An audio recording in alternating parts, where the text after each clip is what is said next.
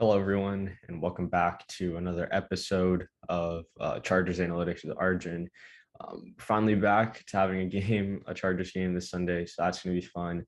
In this video, we're really going to be covering the Chargers versus the Patriots, what really went down last year, what Belichick did versus the Chargers versus Herbert last year, and what he potentially could do this year and what he's been doing defensive wise.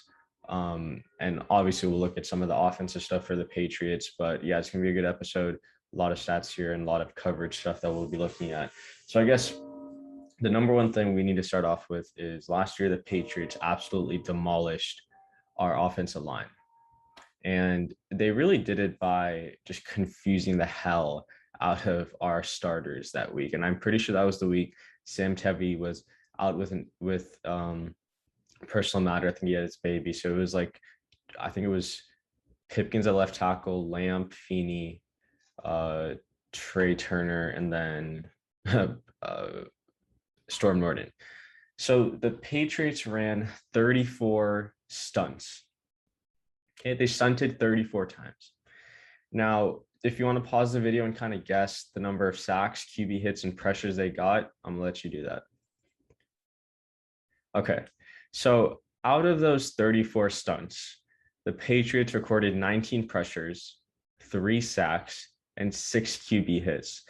They had a pass rush win rate of 88.2% of their 34 stunt plays, and they generated pressure on 38.2% of their pass rush snaps with a stunt.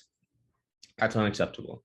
I mean, it really is just unacceptable. Like, you can't expect to win games when you can't even pick up a stunt. And I know Belichick is one of the best at disguising it, but you just can't win that way. And one thing I actually found over the summer is that teams that have a low PFF pass blocking grade are more prone to actually facing more stunts. So as you can see, the Chargers last year with that horrendous offensive line faced the most stunts in the league by over like 25 stunts, right? So yeah, I think their pass blocking grade is a bit better this year. It's still not the best, and obviously we have some injuries on that right side. So we probably are going to get stunted a little bit by guys like Matthew Judon, who I think is having an amazing year in that Patriots defense. He proved me wrong. I thought he was more of like a one-trick pony, and not too much of a one-trick pony. That's not what I meant to say. I thought he was held up more by that Raven scheme than he was as like an actual player. But I mean, he's an elite, or not elite. He's a very good player at his edge position. He does everything Belichick needs him to do. And they also have my guy Josh Uche from Michigan, go blue, and he's a pretty good pass rusher. Also, a lot of juice on him. So because the Chargers have somewhat of a low pass blocking grade according to PFF, and their pressure percentage is pretty decent for where it's at right now, but because they have a low pass blocking grade, they're more likely to face a lot of stunts. And so whatever Frank Smith had over that two-week bye, he needs to make sure that offensive line is ready. Otherwise, Herbert's going to be under duress for a good portion of the game, which we obviously don't want to see. So that's what the Patriots did last year, 34 stunts. I expect that to be a little bit lower this year, but I think he will try to still confuse this offensive line and, Joe Lombardi and all that. So now let's take a look at what the Patriots did last year. So if you guys want to access this data, honestly, it's free for anyone to use. Just go follow Ryan Wiseman 12 on Twitter. He's a fellow intern with me at PFF, and he put together this amazing website so you can see what the Patriots did last year against the Chargers. So in 2020, week 13, that's when we played the Patriots at home. This is the Patriots coverage breakdown. So if you don't really understand it, I'll break it down for you. Pretty much they ran a lot of cover 1, 2, and 3. So they ran cover 3 about 24 times. They ran cover 1 19 times, and they ran cover 3 about 22 times. So, they pretty much just mixed up their type of coverages, and that's kind of what I think confused the Chargers a little bit. The Patriots traditionally are a man-heavy team, a lot of cover 1 and a lot of cover 0 and 2-man. but they played a decent amount of zone with cover 3 and cover 2. Actually, they played a majority of their snaps in zone, but I think their team is obviously vastly different. Now they actually have a good pass rush with Judon and Uche. They have a really, really solid linebacking group with Cal Van Noy, Jamie Collins, and Dante Hightower, who they got back from the COVID opt-out list. But the problem is their secondary isn't that good anymore. Obviously, they still have J.C. Jackson, who's quickly turning into one of the better shutdown corners in the league. Unfortunately, he fell into Belichick's lap as an undrafted free agent or a late round pick, I believe. But here's the thing. So the Patriots lost Jason McCourty to free agency. They traded away Stephon Gilmore, and now Jonathan Jones, I believe, is out for the season by the time I'm recording this video.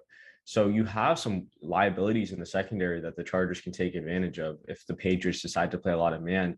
Like Jalen Mills, he isn't that very, like, he's a converted safety to a corner. Like, he isn't that great of a corner. So whoever he's guarding should be the target guy. Like, the reason I'm bringing this up is because I don't want to watch the game on Sunday, see a third or fourth down, and see Justin Herbert target a rookie receiver or Jalen Guyton against J.C. Jackson, who is a shutdown corner in this league. On third and fourth downs, whoever Jalen Mills or whoever their slot cornerback is going to be guarding, unless that receiver is being bracketed, I don't want to target J.C. Jackson at all, because we saw what happened when we targeted Marlon Humphrey last week or 2 weeks ago. It wasn't pretty, right? So we need to really start attacking some of the weak links. Obviously, the Chargers had a 2-week period to plan for this game. They got to see the Patriots against the Jets, see what the Jets did. But yeah, as you can see, a lot of cover 2, a lot of cover 3, and a good amount of cover 1, which is what the Patriots played against the Chargers last year. So now with this information, or with the website, we can actually look at what the Patriots are doing this year. So as you can see, the Patriots play a lot of cover 1 and they play a lot of cover 3. So this is pretty much what they do. And every other coverage they play below the league average. And so I think they are the number 1 team, or in the top 10 at least, in cover 1 snaps. I don't know if this changes because Jonathan Jones is out, so their slot corner is gone. But the Chargers, they are going to need to take advantage of the fact that the Patriots have some missing pieces. Now, the Patriots also play a lot of single high safety looks pre-snap. They aren't like Brandon Staley or Vic Fangio, where they have the pre or the 2 high safety look pre-snap. They play a lot of 1 high safety look pre-snap, and that's mainly just because that's what Belichick does. That's his defense, and he plays a lot of cover 1. So he wants the deep safety and he wants the robber. So I would expect this to kind of be the breakdown of what the Patriots are going to run: a lot of cover 1 and a lot of cover 3 versus the Chargers.